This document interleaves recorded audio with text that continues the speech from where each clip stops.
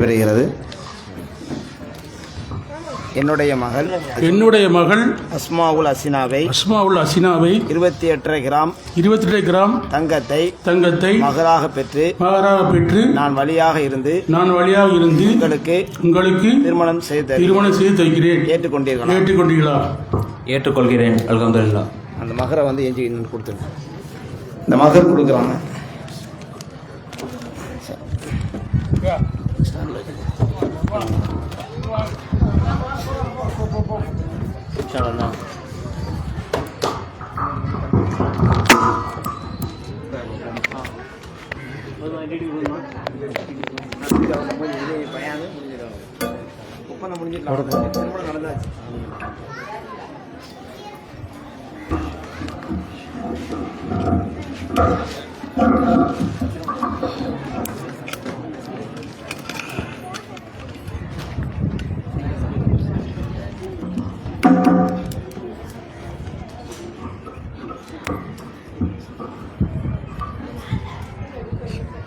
السلام عليكم ورحمة الله وبركاته.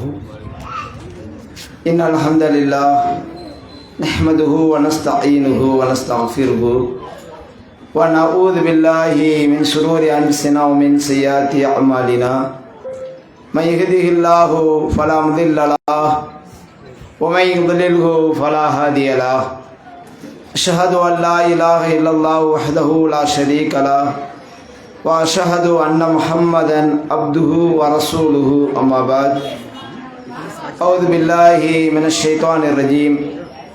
يا أيها الذين آمنوا اتقوا الله حق تقاته ولا تموتن إلا وأنتم مسلمون. يا أيها الذين آمنوا اتقوا الله وقولوا قولا سديدا يصلح لكم أعمالكم ويغفر لكم ذنوبكم ومن يطع الله ورسوله فقد فاز فوزا عظيما. يا أيها الناس اتقوا ربكم الذي خلقكم من نفس واحدة وخلق منها زوجها وبث منهما رجالا كثيرا ونساء واتقوا الله الذي تساءلون به والأرحام إن الله كان عليكم رقيبا. அளவற்ற அருளாளனும் நிகரில்லா பிரான்பிமிக்கோனுமான ஏக இறைவனின் திருப்பெயரால் ஆரம்பம் செய்கின்றேன். ஏக நாயனின் சாதியும் சமாதானமும் எம்பெர் மகனார் முஹம்மது ரசூலுல்லாஹி ஸல்லல்லாஹு அலைஹி வஸல்லம் அவர்கள் மீதும் அவர்கள் காட்டிய வழியின் அடிப்படையில் தங்களுடைய வாழ்வியலை அமைத்து கொண்ட நபி தோழர்கள் நபி தோழியர்கள் மீதும் நம் அனைவர்கள் மீதும் என்றென்று நிலவட்டுமாக. அன்பிற்குரிய அல்லாஹுவின் நல்லடியார்களே, அல்லாஹுடைய தூதர் ஸல்லல்லாஹு அலைஹி வஸல்லம் அவர்கள் காட்டி தந்த அடிப்படையில் நடைபெறக்கூடிய திருமண நிகழ்விலே நாம் எல்லாம் பங்கேற்றிருக்கின்றோம். அன்பிற்குரிய அல்லாஹுவின் நல்லடியார்களே, நாம் வாழ்க்கை நெறியாக ஏற்று வாழக்கூடிய இஸ்லாமிய மார்க்கம் ஒரு முழுமையான வாழ்க்கை திட்டத்தை கொண்ட ஒரு மார்க்கமாக இஸ்லாமிய மார்க்கம் இருக்கின்றது.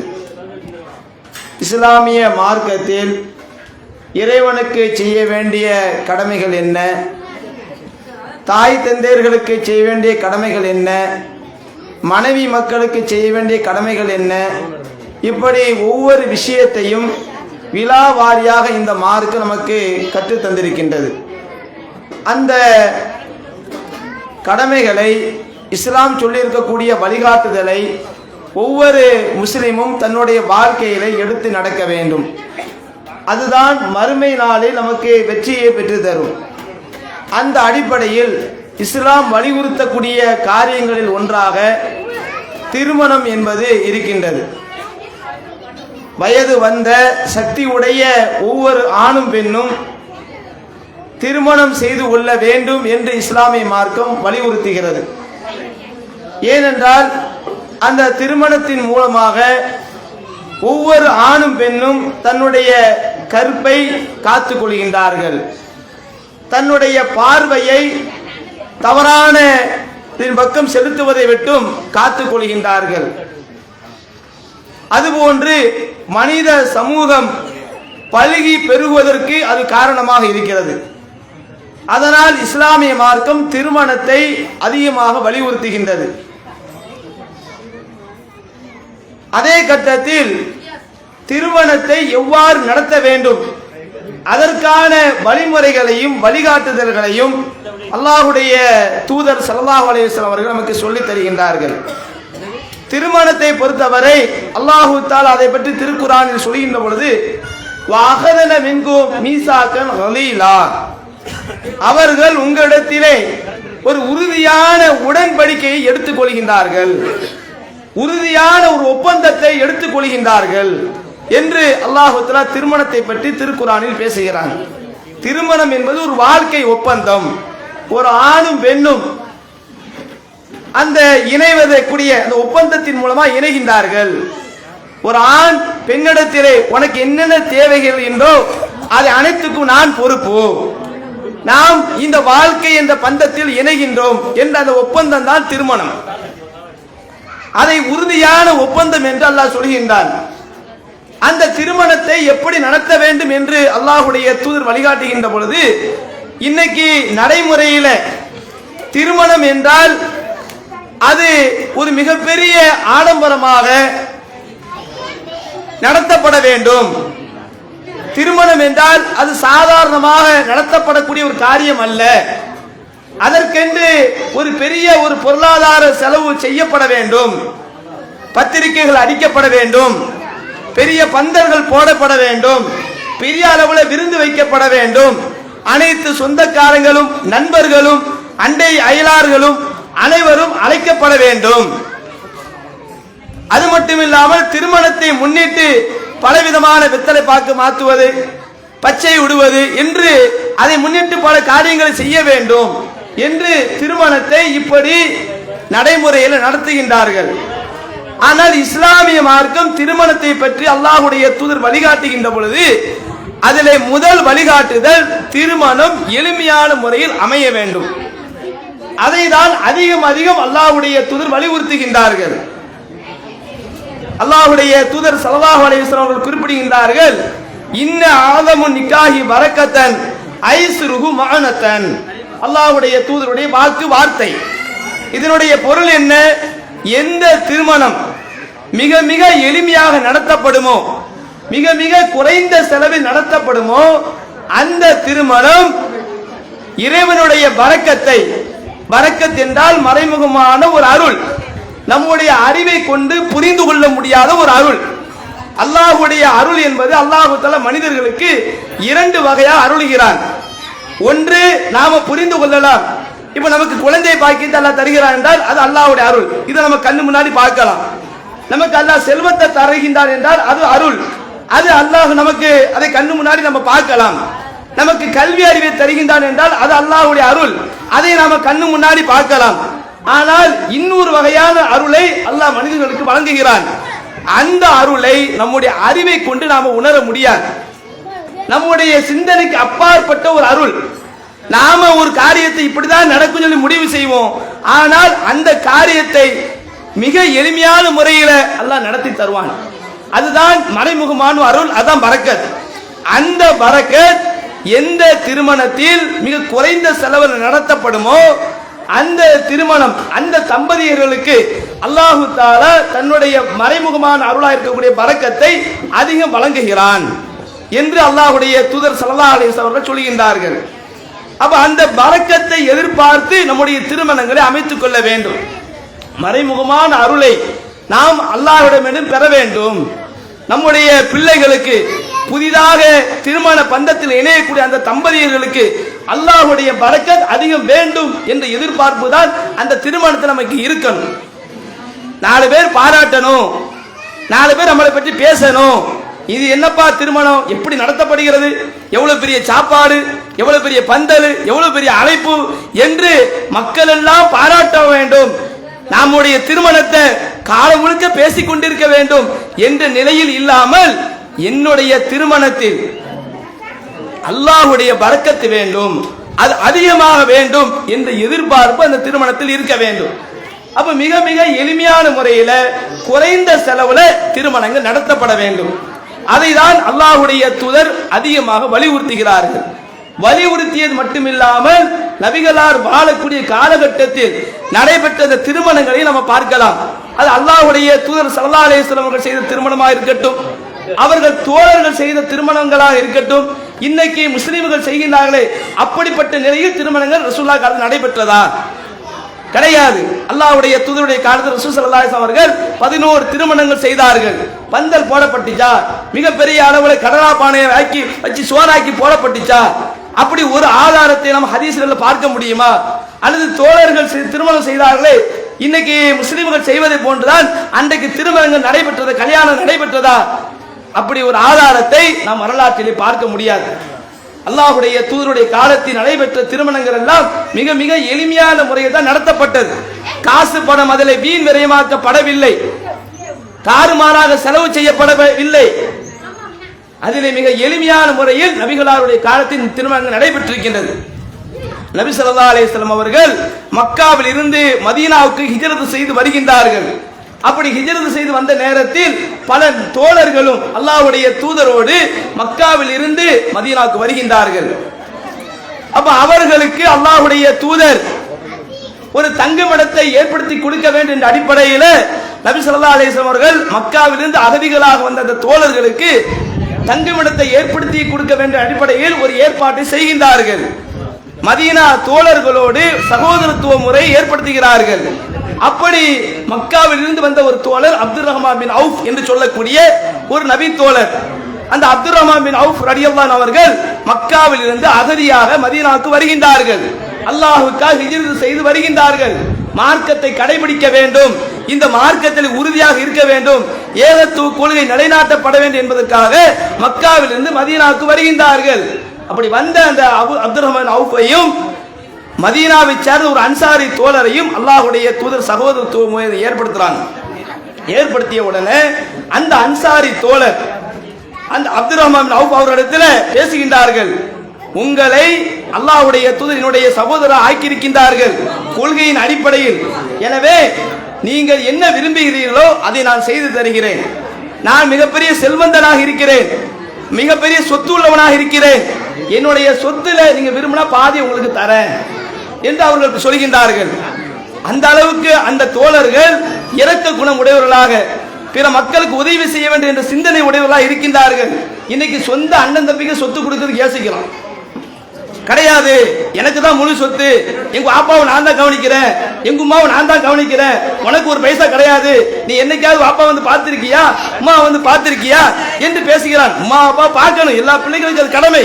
அதே கட்டத்தில் சொத்தை பிரிக்கக்கூடிய நேரத்தில் நான் தான் இதுக்காண்டி கஷ்டப்பட்டிருக்கேன், உனக்கு சல்லி பைசா கிடையாது என்று துரத்தக்கூடிய நிலையை பார்க்கின்றோம். ஆனால் அந்த தோழர்கள் மக்காவிலிருந்து அகதிகளாக வந்த அந்த தோழர்களுக்கு என்னுடைய சொத்துல நான் பாதியை தருகிறேன் நீங்கள் விரும்பினால் என்று சொல்கின்றார்கள். அது மட்டும் இல்லாமல் அடுத்தவர்கள் சொல்கின்றார்கள், நான் 2 திருமணம் செய்திருக்கிறேன், நீங்கள் விரும்பினால் என்னுடைய மனைவிமார்களில் 2 மனைவிகளில் ஒரு மனைவியை நான் விவாகரத்து செய்து உங்களுக்கு திருமணம் செய்து தருகிறேன். ஏன்னா நீங்க அகதியா வந்திருக்கிறீங்க, உங்களுக்கு யாரும் பெண் கொடுக்க அவள் செய்து முன் வர மாட்டாங்க. நீங்க விரும்பினா என்னுடைய 2 மனைவிமார்கள்ல ஒரு மனைவியை நான் விவாகரத்து செய்து உங்களுக்கு திருமணம் செய்து தருகிறேன் என்று அந்த தோழர் சொல்கின்றார்கள். அப்படி சொல்லும்போது அப்துர் ரஹ்மான் அவுஃப் வந்து மனதை அலைபாயக்கூடிய வகையில உலக ஆசையின் மீது மோகம் கொண்டவர்களாக கிடையாது. அவங்க சொல்றாங்க, எனக்கு அதெல்லாம் வேண்டாம், உங்க சொத்துல பாதி எனக்கு தர வேண்டாம், அது எனக்கு விருப்பம் இல்லை, எனக்கு உங்களுடைய மனைவிமார் 2 பேர் இல்ல ஒருவரை திருமணம் செய்து தருவார் சொல்கின்றீர்களே அதுவும் எனக்கு வேண்டாம், எனக்கு கடை வீதியை காட்டுங்க, நான் கடை வீதிக்கு போய் ஏதாவது சம்பாதிச்சு அதன் மூலமா என்னுடைய வாழ்க்கை தேவை நடத்திக்கிறேன் அப்படின்னு சொல்றாங்க. அவங்களும் சந்தை பகுதியை காட்டுறாங்க, இங்க இதான் பஜாரு, இதான் கடை சந்தை பகுதி, இங்க போய் உங்களுடைய வியாபாரத்தை நீங்க செஞ்சுக்கலாம். அப்போ அவங்க போய் என்ன செய்யறாங்க, நெய் பாலாடை கட்டி போன்றதை கொண்டு வியாபாரம் செஞ்சு அதன் மூலமா பொருளாதாரம் திரட்டுகிறார்கள். அப்படி அவங்களுடைய வாழ்க்கை நடந்து கொண்டிருக்கக்கூடிய நேரத்தில் ஒரு நாள் பள்ளிவாசல்ல வந்து அப்துர் ரஹ்மான் அவுஃப் தொழுகிறாங்க. அப்படி தொழுவும் பொழுது ரசூலுல்லாஹ் அப்துர் ரஹ்மான் அவுஃபை பார்க்கிறாங்க, அவங்களுடைய ஆடையில நறுமணத்தினுடைய அடையாளத்தை பார்க்கிறாங்க.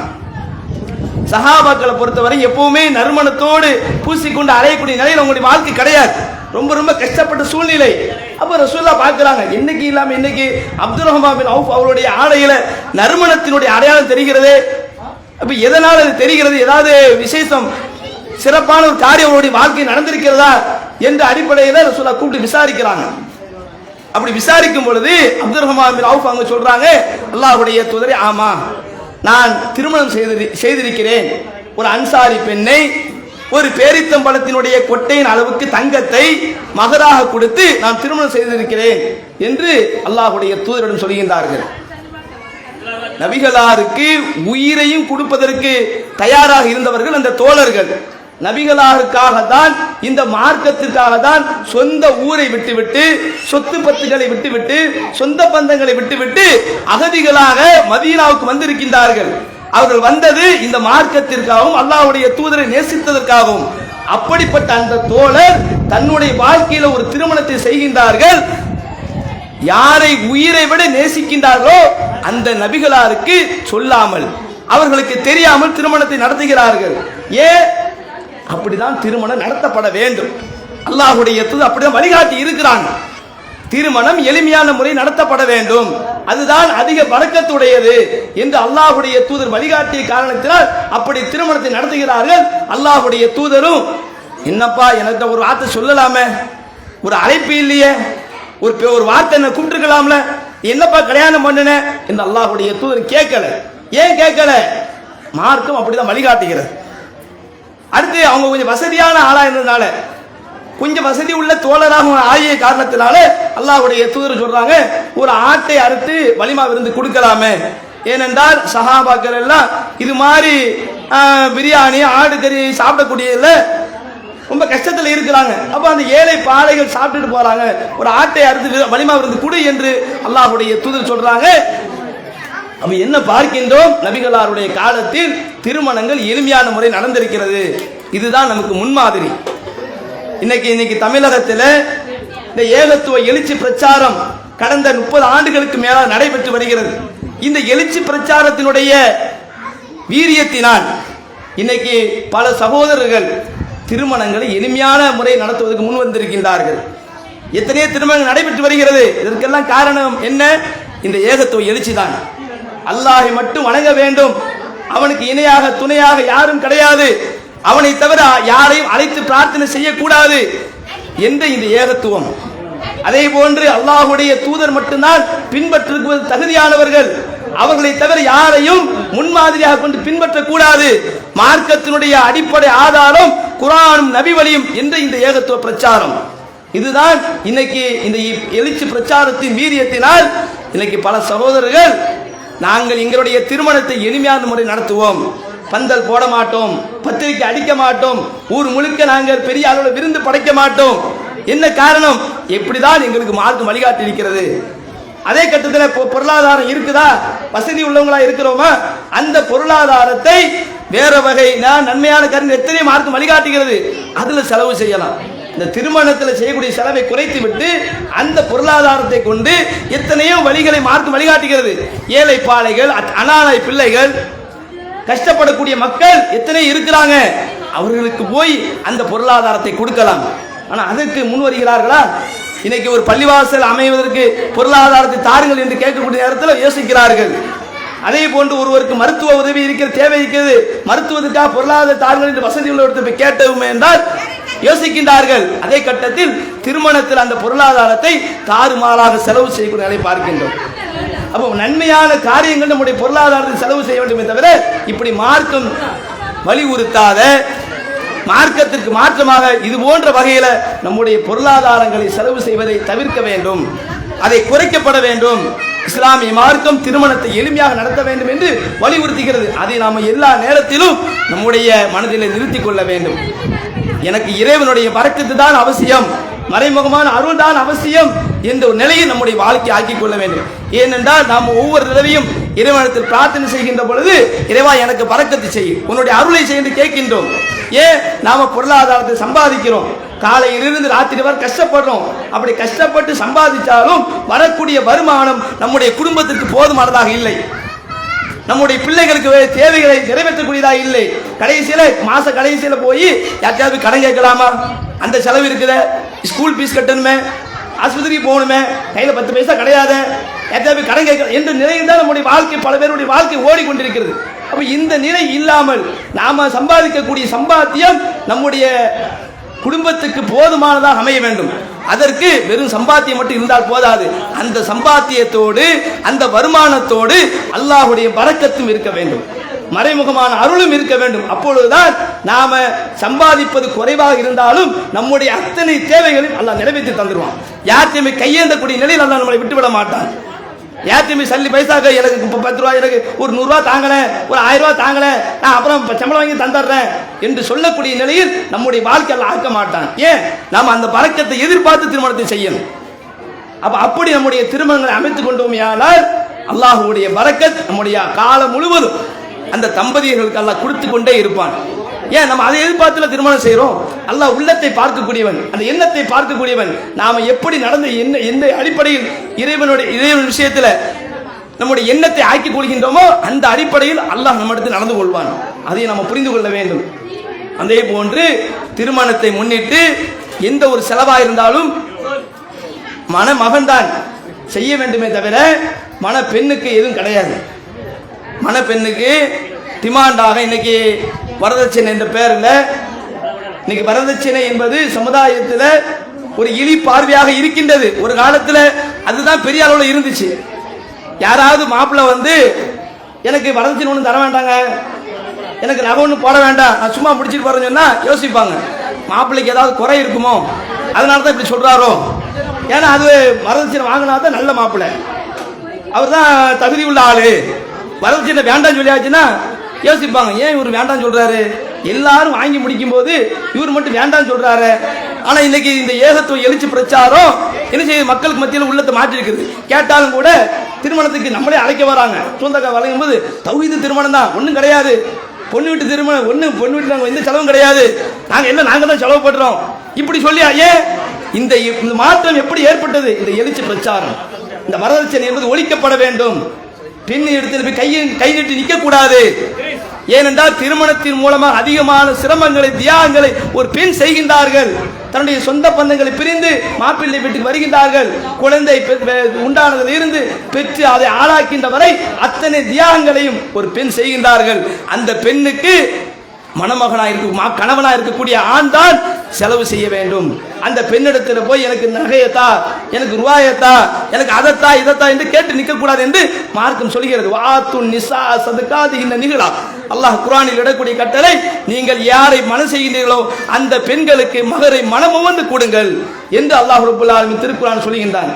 அப்ப இதை நாம கவனத்தில் வைக்க வேண்டும். பெண்ணிடத்தில் போய் இன்னைக்கு பெண் வீட்டினுடைய அந்த வரதட்சணை நேரடியாக இல்லாட்டாலும் மறைமுகமாக பேசப்படுகிறது, நகைகளாக பேசப்படுகிறது, விருந்துகளாக. எவ்வளவு கலம் தருவீங்க, 500 கலம் தருவீங்களா, 1000 கலம் தருவீங்களா, இப்படி கலங்களாக பேசப்படுகிறது. இதுவும் கூட மார்க்கத்தில் கூடாது. விருந்து என்பது மாப்பிள்ளை சார்பில் ஒரே ஒரு விருந்து இஸ்லாம் சொல்கிறது. வலிமா, அது வசதி இருந்தால், மாப்பிள்ளைக்கு வசதி இருக்குமே ஆனால் அது செய்யணும், இல்லை என்றால் அது கூட கிடையாது. அவருக்கு எப்படி முடியுமோ அப்படி செஞ்சுக்கலாம். ஒரு டீ தான் வாங்கி கொடுக்க முடியுமா, அதை விருந்தா ஆக்கி கொள்ளலாம். ஒரு சம்சா தான் வாங்கி கொடுக்க முடியுமா, அதை விருந்தா ஆக்கி கொள்ளலாம். பிரியாணி தான் போடணும், தேங்காய் சோறு தான் போடணும்னு இஸ்லாம் சொல்லல. அவருக்கு வசதிக்கு தக்க 4 பேர் கடமை கேட்டு அதை செய்ய வேண்டும் என்று மார்க்கம் வலியுறுத்தல். அப்ப இதை நம்ம கவனத்தில் வைக்க வேண்டும்.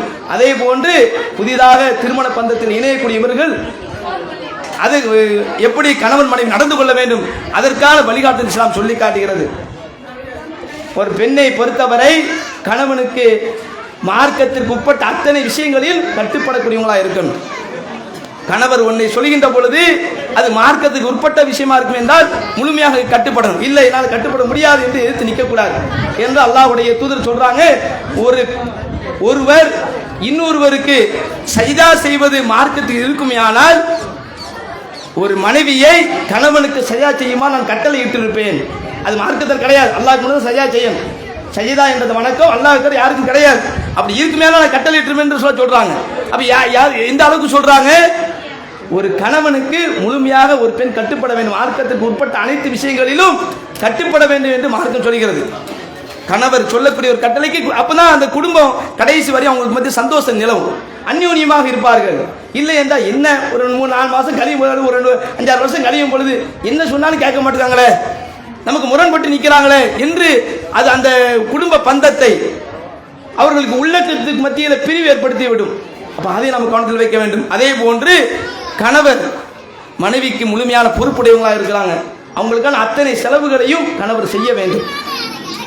அப்படி மார்க்கம் என்ன செய்கிறது, கணவன் மனைவி இடத்துல ஒரு விரும்பாத குணம் இருந்தா கூட அதை புரிந்து கொள்ள வேண்டும் என்று மார்க்கம் சொல்கிறது. அல்லாஹ்வுடைய தூதர் சொன்னாங்க, நீங்க ஒரு மூமினான பெண்ணிடத்தில் ஒரு குணத்தை பார்க்குறீங்க, அது உங்களுக்கு வெறுக்கக்கூடிய வகையில் இருக்குதா, நீங்க பிடிக்கக்கூடிய குணம் 10 இருக்கும், அதை வச்சு நீங்க பொருந்திக்கிடுங்க. ஒன்னு வெறுத்தீங்கன்னா 10 அது உங்கள்கிட்ட நல்ல குணங்கள் இருக்கும் என்று அல்லாஹ்வுடைய தூதர் சொல்றாங்க. அப்ப இப்படியெல்லாம் நம்ம நடந்து கொண்டோமையானால் குடும்பத்தில் அந்யோன்யம் கடைசி வரை நீடிக்கும். அப்ப அப்படிப்பட்ட நிலையில் நம்முடைய வாழ்க்கை ஆக்கிக் கொள்ள வேண்டும். எல்லாவற்றுக்கும் மேலாக அல்லாஹ்வுடைய தூதரும் காட்டியிருந்த அடிப்படையில் நம்முடைய முழு வாழ்க்கை ஆக்கிக் கொள்ள வேண்டும். இப்போ அந்த சகோதரர் தான் மனம் செய்யக்கூடிய பெண்ணுக்கு 28.5 கிராம் கிட்டத்தட்ட 2,71,000 ரூபாய் மதிப்புள்ள தங்கத்தை மகராக கொடுத்து திருமணம் செய்கின்றார்கள். இப்போ கொடுக்கக்கூடிய டீ சம்சா எல்லாமே மாப்பிள்ளையினுடைய செலவு தான், பெண் வீட்டாருடைய செலவு கிடையாது என்பதை புரிந்து கொள்ள வேண்டும். இந்த புதிதாக இணைக்கூடிய தம்பதிகளுக்காக அல்லாஹ்வுடைய தூதர் பல விதமான பிரார்த்தனைகளை சொல்லி தந்திருக்கின்றார்கள். ஒவ்வொரு காரியத்திற்கும் அதுபோன்று திருமணம் செய்யக்கூடிய புதுமண தம்பதிகளுக்கு ஓதக்கூடிய ஒரு பிரார்த்தனையை, ஒரு அற்புதமான பிரார்த்தனை அல்லாஹ்வுடைய தூதர் சொல்லியிருக்கின்றார்கள்.